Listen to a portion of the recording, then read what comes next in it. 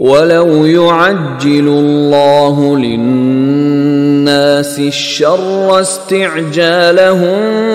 بِالْخَيْرِ لَقُضِيَ إِلَيْهِمْ أَجَلُهُمْ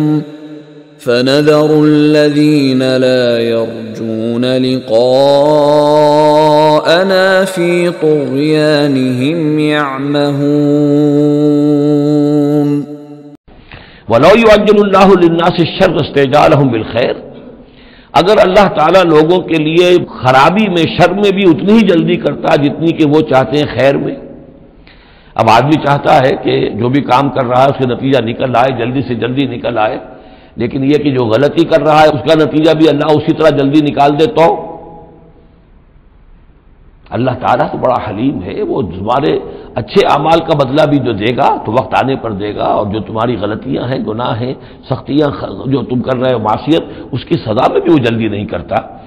وَلَوْ يُعَجِّلُ اللَّهُ لِلنَّاسِ الشَّرَّ اسْتِعْجَالَهُم بِالْخَيْرِ، اگر اللہ جلدی کر دیتا لوگوں کے لیے برائی، جیسے کہ وہ جلدی مانتے ہیں خیر، لَقُضِيَ إِلَيْهِمْ أَجَلُهُمْ، تو ان کی اجل کبھی کی پوری ہو چکی ہوتی، ان کی مدت عمر ختم ہو چکی ہوتی۔